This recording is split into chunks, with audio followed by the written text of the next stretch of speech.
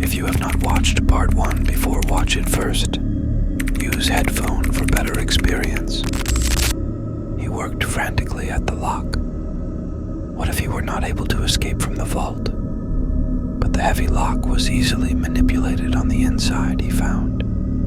He managed to turn its tumbler and shoot its bar, and then the heavy iron doors swung open. John Woodford stepped eagerly out into the night. He stopped on the vault's threshold, closing the doors behind him, and then looking forth with inexpressible emotions. The cemetery lay in the starlight before him as a dim, ghostly city of looming monuments and vaults. Little sheets of ice glinted here and there in the dim light, and the air was biting in its cold. Outside the cemetery's low wall blinked the lights of the surrounding city. Woodford started eagerly across the cemetery, unheeding of the cold. Somewhere across the lights of the city was his home, his wife, and somewhere his son, thinking him dead, mourning him. How glad they would be when he came back to them, alive. His heart expanded as he pictured their amazement and their joy at his return. He came to the low stone wall of the cemetery and clambered quickly over it. It was apparently well after midnight, for the cars and pedestrians in sight in this suburban section were few. Woodford hurried along the street. He passed people who looked at him in surprise, and only after some time did he realize the oddness of his appearance. A middle-aged man clad in a formal suit and lacking hat and overcoat was an odd person to meet on a suburban street on a winter midnight. But he paid small attention to their stares.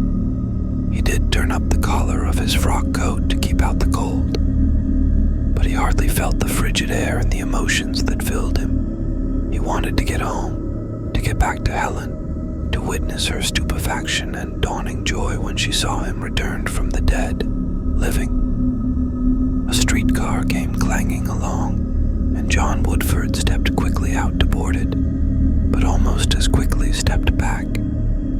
He had mechanically thrust his hand into his pocket and found it quite empty. That was to be expected, of course. They didn't put money in a dead man's clothes. No matter, he would soon be there on foot.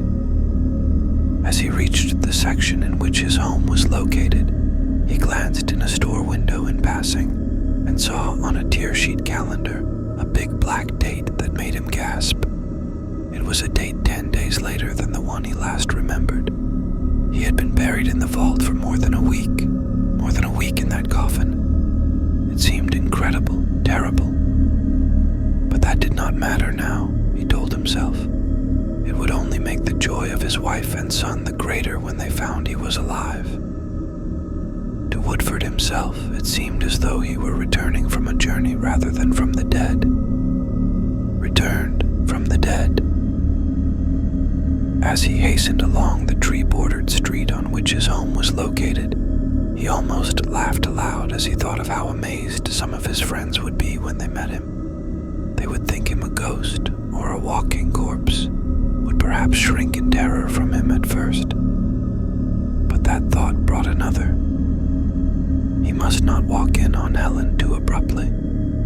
The husband she had buried 10 days ago must not appear too suddenly, or the shock might easily kill her.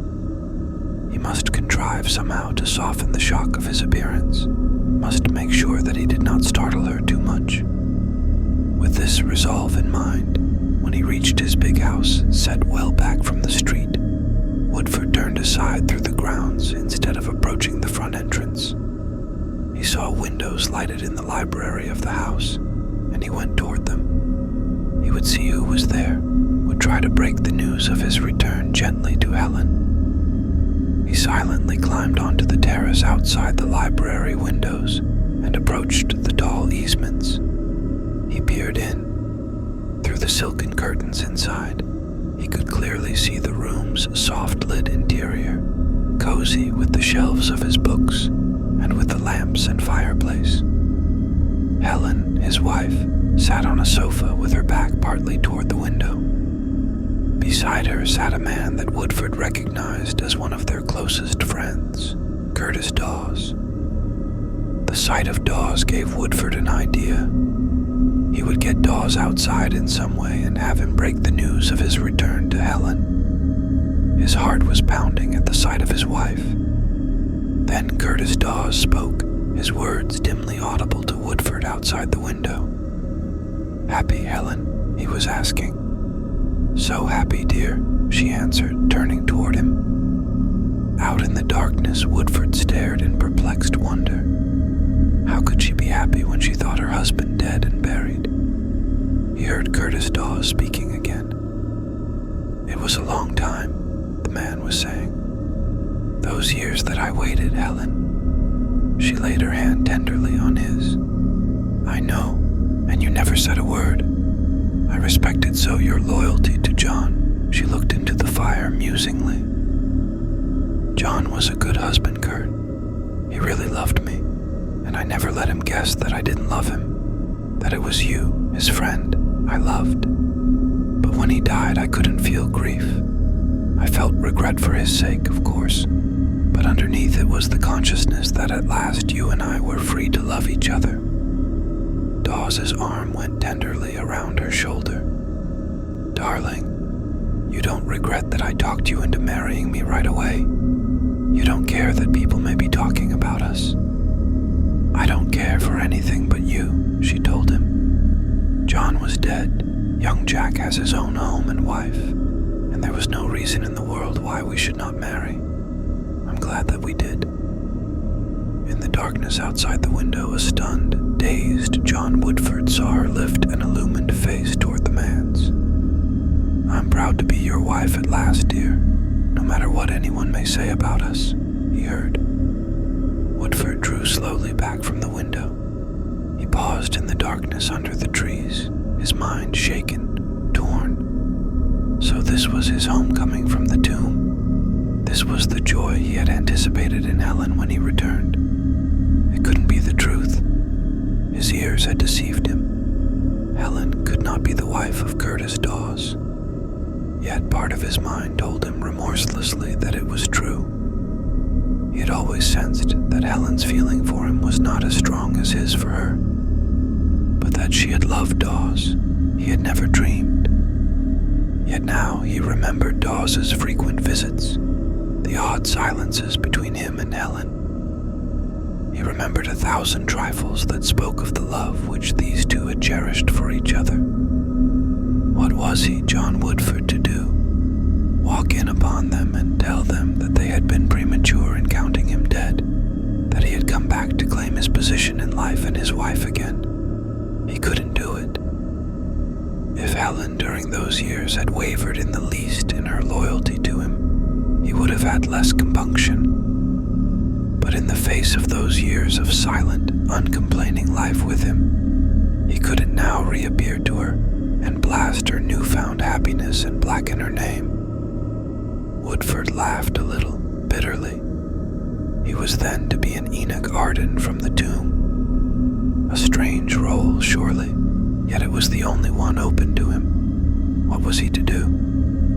He couldn't let Helen know now that he was alive, couldn't return to the home that had been his. Yet he must go somewhere. Where? With a sudden leap of the heart, he thought of Lack, his son. He could at least go to Jack, let his son know that he was living. Jack at least would be overjoyed to see him, and would keep the fact of his return secret from his mother.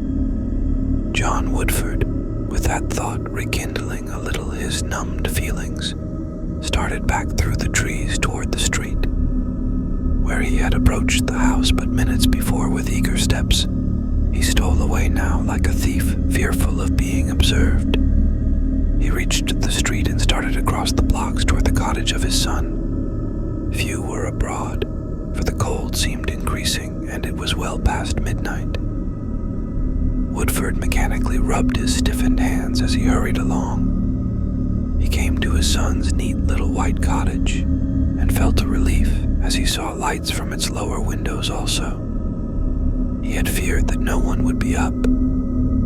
He crossed the frozen lawn to the lighted windows intent on seeing if Jack were there and if he were alone. He peered in, as he had done at his own home. Jack was sitting at a little desk, and his young wife was perched on the arm of his chair and was listening as he explained something to her from a sheet of writing on the desk. John Woodford, pressing his face against the cold window pane, could hear Jack's words. "You see, Dorothy, we can just make it by adding our savings to Dad's insurance money," Lack was saying. "Oh, Jack," cried Dorothy happily, "and it's what you've wanted so long, a little business of your own. Advertisements?" Jack nodded. "It won't be very big to start with, but I'll make it grow all right. This is the chance I've been hoping for, and I'm sure going to make the most of it." "Of course," he said, his face sobering a little. "It's too bad about Dad going like that. But seeing that he did die, the insurance money solves our problems of getting started. Now you take the overhead," he said, and began unreeling a string of figures to the intent Dorothy. John Woodford drew slowly back from the window. He felt more dazed and bewildered than ever. He had forgotten the insurance he had carried, which he had intended to give Jack his start. But of course he saw now it had been paid over when he was believed dead. He was not dead, but living. Yet if he let Jack know that, it meant the end of his son's long-desired opportunity. Jack would have to return the insurance money to the company, wrecking his dreamed-of chance. How could he let him know then?